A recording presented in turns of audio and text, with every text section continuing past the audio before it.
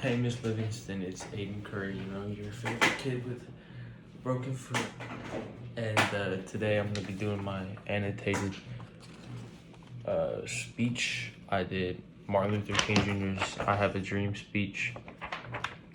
So, Martin Luther King was presenting this to the entirety of the United States because it was out of a form of standing up for equality for all African Americans, as this was a time when segregation was very high, just coming off Civil War over 100 years ago, but for them that's still kind of new. Martin Luther King Jr. uses a variety of rhetorical choices such as repetition, imagery, syntax, and diction. Repetition is seen when in paragraph 31 through 33, he uses let freedom at the beginning of 8 sentences 8 times in a row. He says, let freedom ring from the mighty mountains of New York. Let freedom ring from the heightening Alleghenies of Pennsylvania. Let freedom ring from the snow-capped Rockies of Colorado. Let freedom ring from the curvaceous slopes of California. Let freedom ring from Stone Mountain, Georgia. Let freedom ring from Lookout Mountain of Tennessee. Let freedom ring from every hill and molehill of Mississippi, and from every mountainside let freedom ring.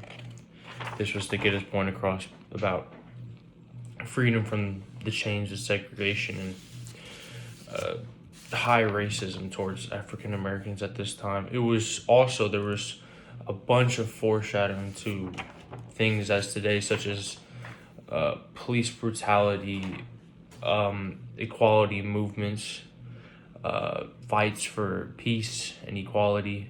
You can see we can never be satisfied as long as the Negro is the victim of the unspeakable horrors of police brutality. It's his and then also it's we cannot walk alone. It was all unity in this. Now is the time to make justice a reality for all of God's children. Equality. It'd be fatal for the nation to overlook the urgency of this moment, foreshadowing to, as we saw, the summer of 2020.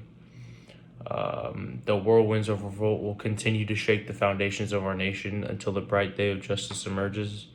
This is a movement. It wasn't stopping, and as we could tell, it picked back up back in 2022, but also it was used as a metaphor to get his point across. Martin Luther King Jr.'s claim was to basically, it says it right here. So we've come to cash this check, a check that will give us upon demands the riches of freedom and the security of justice. They were not fighting only for their freedom, but for equality of everybody. This was not only seen, he calls out the Declaration of Independence, saying this note was a promise that all men, yes, black men, as well as white men. So he wants the same amount of equality that white men have, would be guaranteed the unalienable rights of life, liberty, and the pursuit of happiness.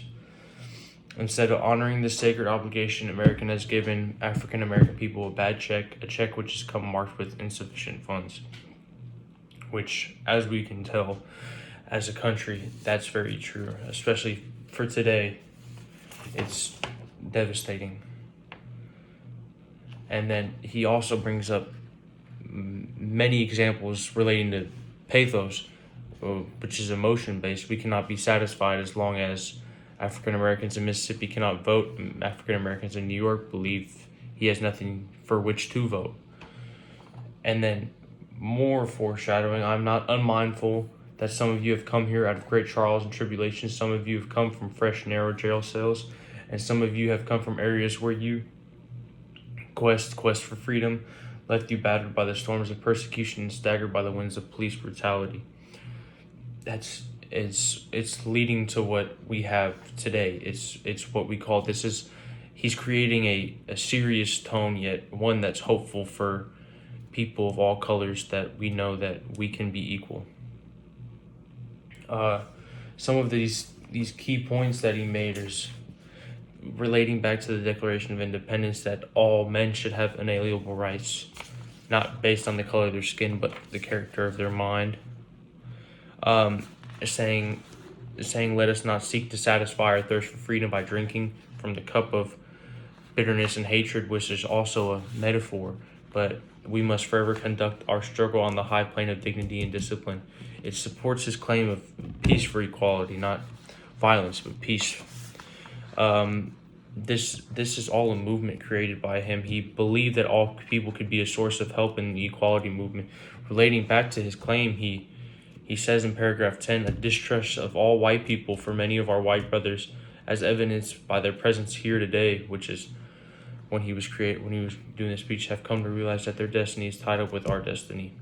So not only can all people of colors unite, but even people that seem to be superior at this time could help. And that's what he was going for, unity. That's what his claim was. He wanted unity. That's seen, we cannot walk alone and we cannot turn our back. So thank you, Miss Livingston. Sorry it was a little late. There's a lot of stuff going on my foot. And thank you. Have a great day.